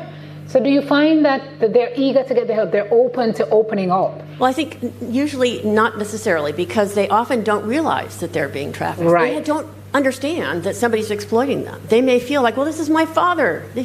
I'm doing this for him. Or this is my boyfriend. Or this is my girlfriend. Or this is just the way work is in this country, that you get exploited. That's just the way it is. They don't realize that they're being exploited. And so that is very difficult as well. And then there's a lot of stigma. Correct. To the whole idea of being trafficked, especially if you think about somebody who is sex trafficked, that word prostitute comes up. Think of the stigma against that. People don't want to don't even want to talk about it. There's a stigma against having mental health issues, seeking mental health therapy. It's an uphill battle, so it's very difficult to engage people sometimes, and we have to give them that option and respect that. And I think that's the other thing, is you cannot force somebody to get therapy. You can offer it. You can say, this might be helpful, but they've got to decide they want to do it. And the choice is theirs. And the importance of the meds. In many cases, not all, but in some cases, medications can be very helpful if they are given by a person who is very well aware of trauma and knows exactly what's going on, that they don't sort of pump medications at a patient without really knowing. They've got to have that very, very much in control. But sometimes medications can be very helpful for the anxiety symptoms. Mm-hmm. Difference between manifestations or treatments for men versus women? I'm curious. Who are trafficked? You mean the trafficked persons are men or women? Or the Yes.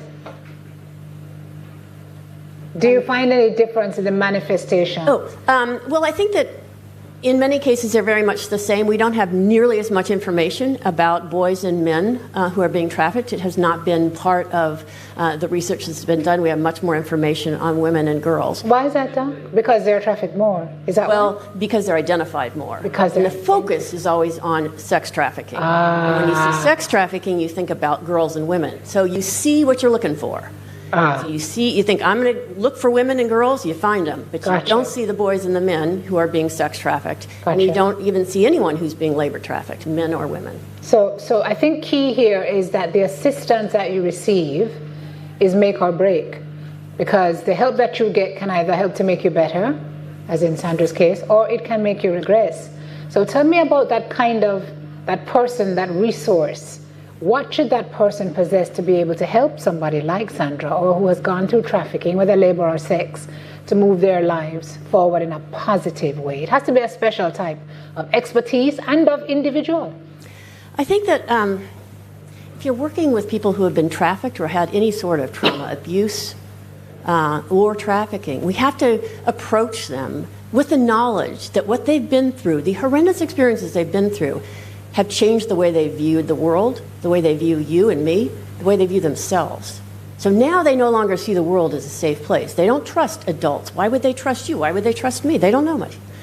They can't trust, they're distrustful, and they're worried. They're anxious, they're fearful, they're on the defensive. And so if we understand that when we're working with them, if we say, okay, the reason why they're being hostile or they're being very withdrawn, they don't want to talk to me, is because they're protecting themselves. They're reacting to all that trauma. This is the way they cope with the world. If I can understand that, I can stand back and say, okay, I'm going to be very non-judgmental. I'm going to be very supportive. I'm not going to get angry. I'm not going to get defensive. I'm just going to listen and be supportive and try to build their trust. That's the other thing, is we have to, no matter who you're working with, you have to be able to build trust. Because think about it, the trafficker was not interested in building trust. They're not interested in respecting a child or an adult. They systematically belittle and make them feel worthless and small and helpless, out of control. These are all the things that go on with trafficking. So if you or I are working with someone who is being trafficked, we want to do the opposite. We want to show them all the respect that they deserve. They haven't been shown respect by a trafficker. Right. We need to demonstrate that. And they deserve that respect. They deserve to have knowledge of what's going to happen and not be kept in the dark. That whole state of anxiety. You didn't know who's going to come to the door the next morning. You didn't know what your father was going to do. Always that feeling of being on edge and afraid. We have to take that away by building trust. Yeah. And so the more that we can interact and say very non-judgmental, be very accepting, tend to the physical needs. Are you warm enough? Yeah. Have you had something to eat? When was the last time you ate? Would you like to have something to drink before we talk? Those are the types of things that can convey the sense of trust, understanding, and openness. And they're so basic. Mm-hmm. They're basic. So oftentimes we're overthinking it. Yes. And exactly. But people don't necessarily get trained that way. If you think about this, and this is global, nursing school, medical school, social work school, psychology school, law enforcement don't necessarily get trained in these techniques. And so they don't use that technique. And it can be very traumatic for a child or an adult who's been trafficked to be interviewed by somebody who's trying to help. We're trying to help, but if we don't go about it the right way, we can cause more harm than good. Correct. So that's the really important thing, is how do you go about this so that you can work with somebody and you give them choice, you empower them, not take their power away. So, Doc, does the trauma ever go away, or do you just learn to live with it? I think that it can, people learn to live with it and give it meaning. And I think that, and you can probably say this very well, Ms. Gibson, you give it meaning and say, okay, this happened to me. It's a bad thing. Should not have happened. I didn't deserve this. It happened to me. But I'm more than my experience. Mm-hmm. I am a survivor. I'm a person. I'm moving on. Yes, this shaped my life, but it's not the only thing that shaped my life. Now I'm moving on. Now I'm getting a job. Now I'm having my kids who go to Yale. Yes. Yes. I'm going to get off my... No, but your passion is palpable, clearly. What would you want us to learn? Diane, I'm going to invite you to come back on stage. Folks, we're heading into our Q&A. If you have questions on the floor, just raise your hand for me. We have a roving microphonist here. If you're online, please just put your question in the chat, and it will be fed to me via phone. Diane, we're going to ask you to come back up so we can talk a little bit about what we're doing in Jamaica based on what Doc has said. Thank you very much, Mrs. Gordon-Harrison. Doc, what would you want to be the key takeaways for Jamaica and our approach towards this scourge? Even as you hear Sandra, and I know you and Diane have had discussions before, but what would you want to give us in terms of advice as to how to build this out and resource it the right way? Well, my advice to you and to me as well, my advice to myself is, I think that we need to encourage training for all the people that work and come in contact with people who are trafficked. We need to develop those skills to build trust, to be non-judgmental, to avoid bias and discrimination, to empower rather than take the power away, to respect. These are all things that are critical and that can help somebody start to heal. Because if we don't do that, we can cause more harm. They don't need more harm. They need healing. They need support. So that's my message. I think all of us need to get training. Yeah. Is there anything else you think it's important for you to add before we... I've talked too much. No, you have not. We could listen to you all day, but unfortunately, Diane, based on what Doc has said, now I want to ask you what's in place in Jamaica. You speak of victim-centered, trauma-informed, rights-based treatment. Talk to us a little bit more about that and where we are in terms of our efforts. So I think you stole the word, Simone. Sorry. Jamaica has always adopted a victim-centered approach, which is basically saying that you put the victim at the center of the response. So if that victim is a non-national who needs translation services to ensure that they're being given the support they need, medical or otherwise, that's provided.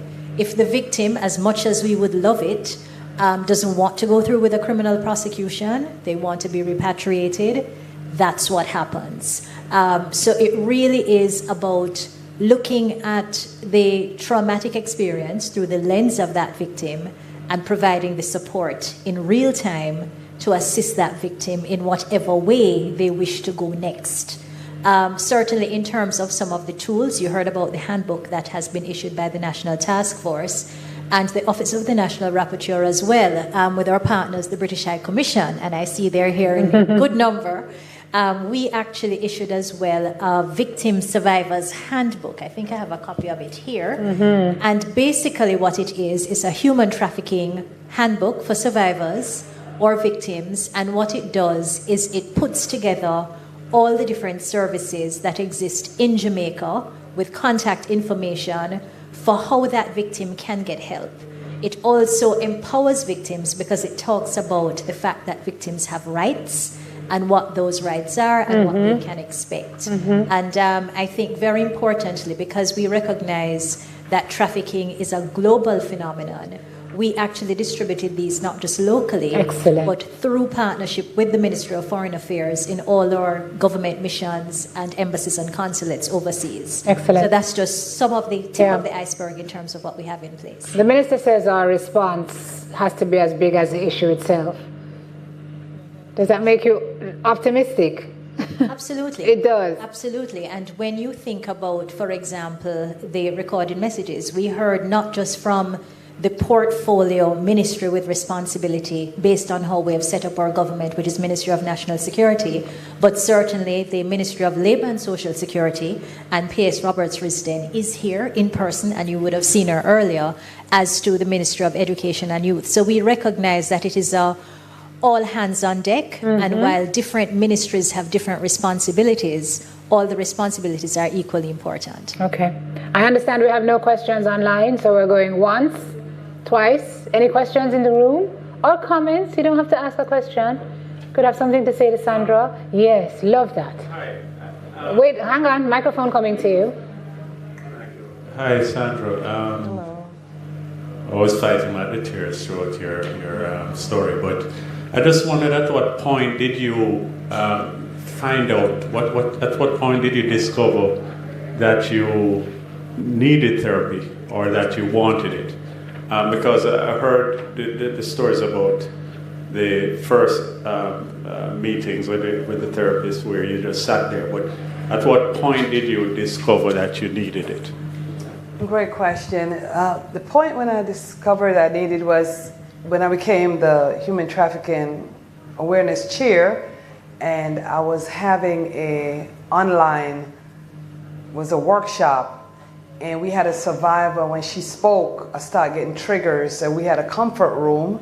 After we had an online comfort room, I went to the comfort room, and at comfort room we had therapists in the comfort room, and that was their recommendation that, you know, you need to seek therapy, because I keep on, you know, I did so many of them during the pandemic, and after each time I do them and this survivor speak, I would get triggers over and over, and at that point they advised that you need to go get therapy for being trafficked. And because I was getting therapy on and off before, just for, you know, regular life, but it wasn't addressing the issue. And you right? say... And the therapist that I have, she addresses trauma. Right. She specializes in that. Right. I think we spoke about that. Right. That is very important, not your... Regular general therapist. Exactly. One who specializes. But you say the therapy saved your life, Sandra. Pardon? You Yes, she did. Saved your life. Yes, she did save my life, and I really appreciate that. And in the last time she told me, she said, "Oh, you're 70% there. I just need you to be a little bit more assertive." And I said, "Why did you say that?" She says, "Well, tell me something that happened," because she would say to me, "Okay, now I want you to go out and do an exercise and come back."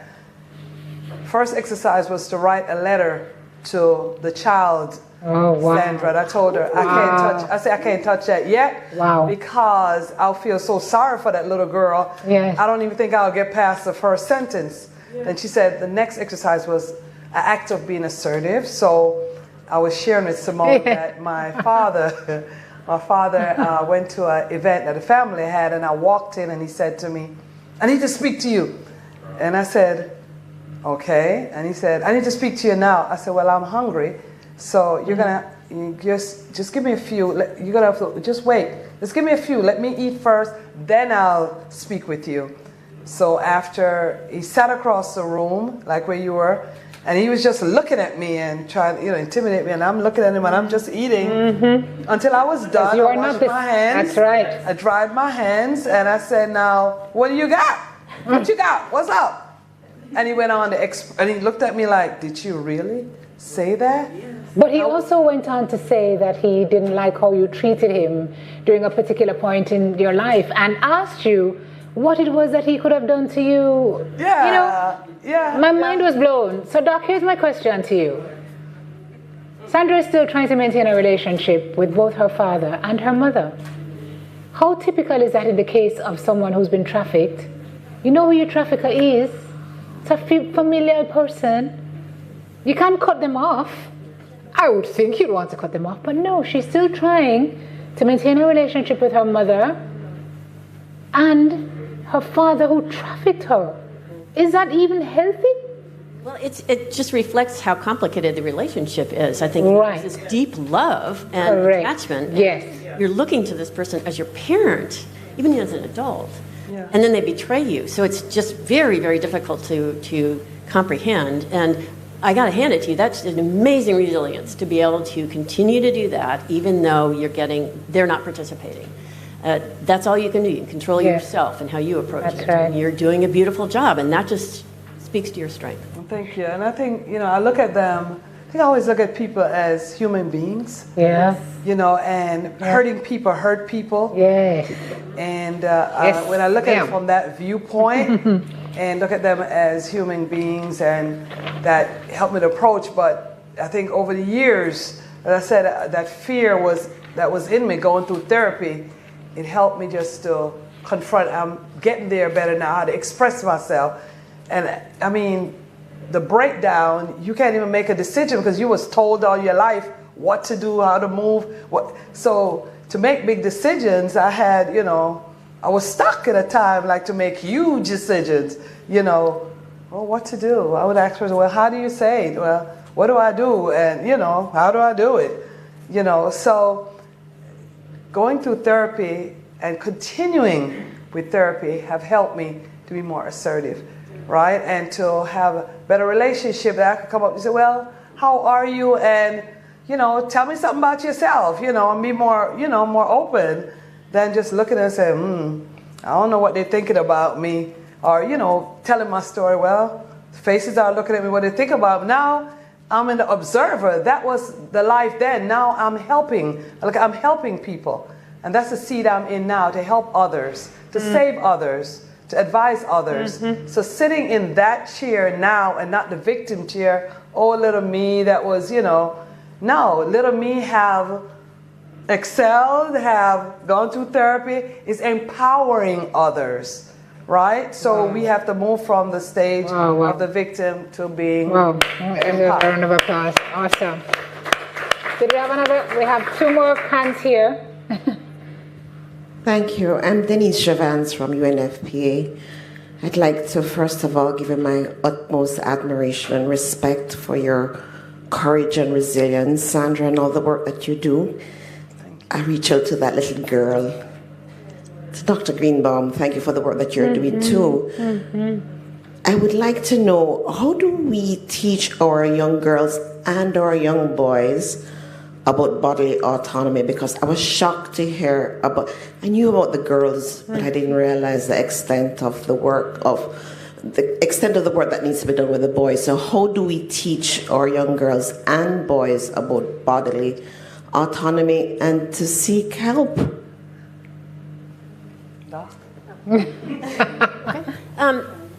I think that the best thing to do is to start very, very young, 3, 4 years of age. Start talking to children about their bodies. Their bodies are their own, that they have control over their bodies, and so respect for their bodies and what people can and can't do to their bodies. So you're starting early.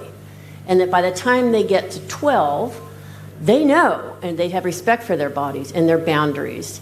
And we have to start building respect for ourselves. And so ways to respect others and ways to respect ourselves. And that sort of helps people defend themselves. If someone tries to take advantage of someone, you feel very strongly, I need respect. And that allows you to protect yourself. So I think starting early about healthy relationships, that you don't treat others badly, that you don't take advantage of other people, that you don't use women and girls for sex, and treat them like objects. Those kinds of healthy relationships, healthy boundaries, starting early, and I think can really build the foundation that you need to be able for the child to protect themselves later. Because we can try to protect children, but ultimately we have to give them the skills so they can help protect themselves as well. If I could just jump in here as well. 2 practical examples from the Jamaican context. It means that parents have a very critical role to play because parents are in the front seat with those 3-year-olds and those 4-year-olds. And it also means that some of our own cultural practices, if you think back to what's normal in Jamaica, somebody who is a family friend comes to visit, children don't know this person because this person went to school with you, and all of a sudden, go and give Uncle so-and-so a hug, man. And the child is reluctant because they really don't know. Stop being disrespectful, man. It's my good friend. Go and hug him up. And then this other practice of having children sit in person's lap. That's it, on the bus. That is a thing that we do sometimes innocently, but we need to recognize that the respect for our bodies, there is a very practical translation to how we do things every day. So things that we do as a matter of course, we need to rethink, because this is a different time. I'm not necessarily saying that this is when this just started, but because of the information gateways, we have information, coming at us, so we know about it. But certainly we can tell you, and some of my colleagues from the courts are here, both law enforcement and police and prosecutors, where we can tell you of the most horrendous incest matters that we've prosecuted that never made it to the news because, it wasn't as proliferated in terms of the platforms back then. So this has been happening, but we now know. So now that we know, let's use that information to assist our children. Reframe, rethink. That blew my mind. Yes. It's true, go and hook up Uncle so-and-so. You're not thinking anything of it. And oftentimes, Uncle so-and-so has been there before, and the child does not want to go to Uncle so-and-so because Uncle so-and-so may have done something already inappropriate. And we're literally forcing the child back into that situation. Thank you. Miss Harrison, and that's something that I thought about also with, because I remember in Jamaica we have a custom, and we need to cut that out, when the woman come on the bus with a baby and someone is sitting down, they just put the child in the person's lap, then that child get accustomed to then, oh, it's okay. No, if you want to get up and let the person sit. With her baby. With her baby. But you put the child and that little girl, that boy grew up saying, oh, it's okay to sit on the lap, and many cases, that's where it starts with the fondling, right? Wow. Yeah. Okay, wow. My mind is blown. Yes. Sharon Millwood-Moore with the Office of the Director of Public Prosecutions, and I want to start by saying thanks to the rapporteur for convening such an amazing event in terms of allowing the conversation. Sandra, I'm sure all of us have seen, if there's anything that could be a definition or a poster picture for what the resilience of the human spirit means, that would be you. Because to have been victimized so many times from so early in your life and be here with such grace and poise now to share this, it's amazing. I want to observe that even though Sandra speaks of it being in recent years that she recognized that she had been a victim of human trafficking and that she would have eventually needed intervention, quite striking for me is that it seems that when she was 18 years old and became a mother to her first child, quite against the grain sometimes, that seems to have sparked a consciousness in her which was far beyond her years, that caused her to recognize that there is someone who needs me to get up and break the cycle, to guarantee her a different chance. I know that Mrs. Gordon Harrison, as children's advocate, and many of us wish we could see a similar consciousness across the board. And I say that genuinely, because notwithstanding all that she went through, she saw her child and she told us the visions she had, the sacrifices she'd made to make sure her children did not walk that same path. That's just amazing, and that's a separate part of your story. To Dr. Greenbaum, I want to say, I'm so heartened and happy to tell you that here in Jamaica, we, I think, are making serious effort, apart from what the rapporteur has said, as one of the prosecutors, and we know in the judiciary, in the Jamaica Constabulary Force, there's constant training and retraining to ensure that that victim-centered approach is used and to ensure that that respect you spoke about is shown to these people so that there's no re-victimization. So people are given their options, they're given information, so they're not just floating along without knowing what is taking place. Finally, I just want to say for us in the Jamaican context, Simone, as we say to the ordinary man out there, woman, what can you do to help in terms of spot them, stop them, report them? We often, in terms of stigma, sit in some seats of judgment that make it very difficult for victims to come forward. And it's so easy sometimes when you hear the stories to say, why didn't you do this? You knew that was wrong. Why didn't you say this? Well, I want to say to some of us, you could be the neighbor to a child who is a little Sandra, who might be going through this in one way, shape, or another. Call the authorities, call the rapporteur, call the children's advocate, call the police. Do not sit in judgment about why people didn't take action at the time. You take action. Yes, Thank you. The importance of empathy. Thank you for that. Okay, Madam Rapporteur, do we go on? 2 more questions on the floor, and I have 1 on my phone. Right, and if I might, I see Shamir, who just raised her hand, and Shamir, I won't preempt, is somebody who I think we'd want to hear from. Okay, well, I think we'll want to hear from Shamir. Good afternoon. This is not so much of a question, but just to thank Ms. Sandra. As somebody who has gone through trafficking myself, sex trafficking, here in Jamaica, you know, you mentioned, Sandra, that you learn to function. You know, I wrote a book, I'm a teacher, I'm an advocate, I do all these things. But at the same time, I could identify with some of the things that you spoke of, because I could be in a room full with people and somebody walk in and I get jittery. My husband said it to me all the time, why are you so afraid? And, you know, you ask about if you get over the trauma. You never do. Because especially in Jamaica, I mean, it is a daily thing for us now to hear of a young person going missing. And every time that happens, I think in my mind, oh my God, wonder if it's the same thing that happened to me. And it happened right here in Jamaica, where I was sex trafficked. And when you speak to persons about that, they're like, them things are not going on in Jamaica. Yes, it did. It happened to me right here in the heart of the city. So I just want to thank you so much, and realizing that I push it aside for so long of going to therapy, because I'm saying, you know, I function, my kids are okay, and, you know, I do this and I do that. But based on what you said, I now recognize that I need to get up and go to counseling. What's your name? I am Delmarine Morris Williams. Delmarine, thank you for sharing that. Thank you so much for sharing that.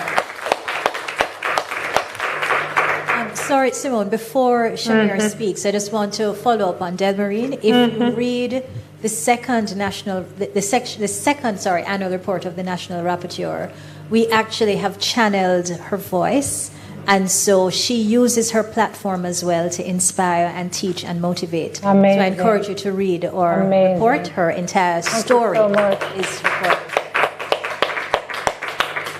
Wow. Good morning. Hi. I'm Shamira McKenzie, the first appointed anti-trafficking ambassador. I don't know why I'm shaking, but I'm shaking. And I'm not a survivor, I'm a liberator. But my message is to Sandra, and you too, my love. I want both of you ladies to know, coming from one survivor to another, you both are destined for greatness. What you experienced was not for you, but it was for someone else. So that our young girls can know that they can go through something, they can rise up, they can be somebody. Our young people can know that you made it. Sandra, you made it, right? So ladies, don't you forget, you're not your stories. You are more than your stories, and you're destined for greatness. Continue to do what you are doing. I'm so proud of both of you. Thank you. Thank you. They say in life we share our scars so others can heal. And that's what you both did this morning. Question from Stephanie Lyle on YouTube. How can the general public access the handbook? All right, so the Office of the National Rapporteur has a website, jamaicaonrtip.com. It's really an online resource library that has trafficking, documentation, literature, and so on from across the world, including Jamaica. So all our reports are on that website. So they can visit jamaicaonrtip.com, and it's there. Okay. All right. Do we have anything else from the floor? One more, Glenn? Yes. Final one, please. Good morning. Let me remove my mask. Can we see you? May we ask you to stand, because we can't see you in the back? That was intentional, Simone. Oh, well, then please, by all means, sit right back down. I don't want to make you uncomfortable. There you go. Okay, good morning, everyone. I'm going to add to everybody's kudos, everybody's just support in the ladies who have been sharing their stories. It is phenomenal, very difficult to absorb all at once, and just want to say that I feel you.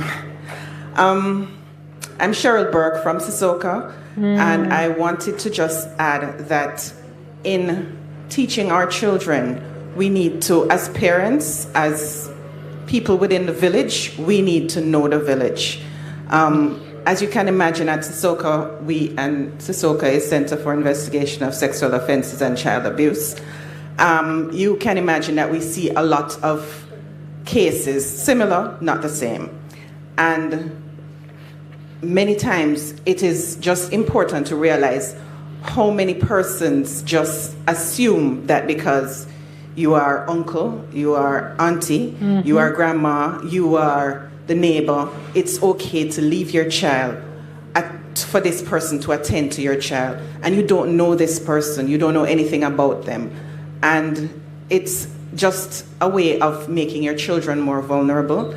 And at the end, when you hold your head and say, how did that happen?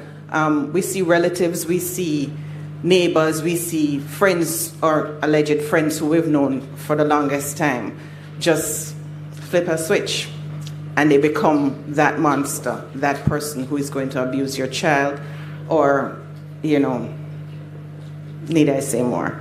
But I just want to thank the persons who shared their stories, and we continue to pray that you will let your light shine so that others can see that there's a future out there. So thank you, and that's it. May I also just say thank you to you for the work that you do. Organizations like CISOCA, like the OCA. I often speak to Diane and I say, I don't know how you do it. I don't know how you do it. Because the stories that come out of these communities in our country, we just have to wonder what is going on. But Sharon's point comes right back home. It's up to each and every one of us. If you see something, say something. Even if you're not sure, say something so it can be investigated, because you may be saving a child's life, a teenager's life, an adult's life, because trafficking is not a respecter of age, right? That's how we're going to lead it for this morning. I am so moved by, just the sharing, the feedback from you folks. We've gotten the information this morning. The next critical thing is what we do with it. What do we do when we leave here today? What happens in terms of next steps, in terms of personal responsibility? Where you work, the company you represent, the agency you represent, what do we next do to make sure that, we can save some folks from going through what Sandra goes through? And we thank you for sharing so that you can save some others from going through what you went through. Doc, God bless you for your work all these decades later. We want to thank all the folks who came here today, everyone who was on our program today. Thank you online for watching and for your feedback and for your questions. And we're charging everybody to stand up today and do something in the elimination of this scourge. We want you to know that you can follow the ONR tip. Go ahead, Laurie, you can run the montage on the following social media pages to get more information. As Diane said, the website is also there as a resource. It's an A to Z, I want to say award-winning, right, Di? Isn't it like the only of its kind? I mean, really fantastically done, which is how Diane does everything she does, by the way. So there is no surprise there. It's an Immaculate Conception High School thing. What can I tell you?